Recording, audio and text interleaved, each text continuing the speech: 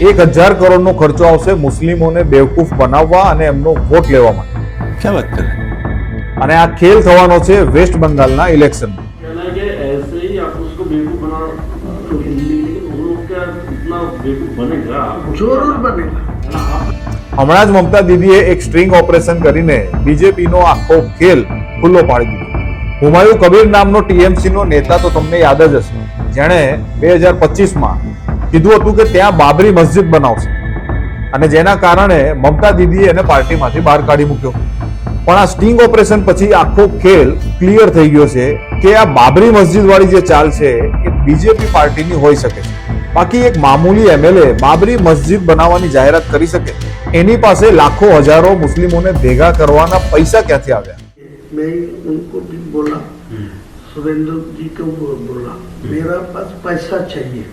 मैं मुसलमान को इकट्ठा करने के लिए, उनको चुनाव में मेरा पास वोट लेने के लिए, वो एक सीट में 3 करोड़ 4 करोड़ खर्चा होगा। वो जो टीएमसी वाला जो है सत्ता में है, वो पैसा ज़्यादा नहीं देते।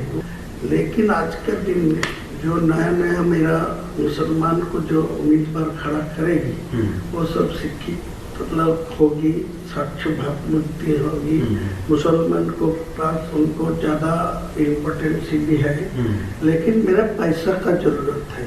आपको टोटल कितना पैसे का जरूरत है जो आप ये अपने लक्ष्य है इसको पूर्ण कर सकते हैं? मैं पूरा लक्ष्य होगा 1000 मिलेगा तब बहुत। मतलब 1000 करोड़। तो ये બીજેપીના જે નેહરુજી છે ને, એમના માટે તો રામ મંદિર અને બાબરી આ કાર્યક્રમો હતા, કોઈ ધાર્મિક આસ્થા ન હતી। અને એટલે જ આ બાબરી મસ્જિદ બનાવવાની જે ચાલ છે એ બીજેપી પાર્ટીની હોઈ શકે છે, એ આ હુમાયુ કબીરના સ્ટિંગ ઓપરેશન પરથી ખબર પડી જાય છે। અને જ્યારે આ ભાંડો ફૂટી ગયો ત્યારે આપણા દેશી ચાણક્ય શું કહે છે?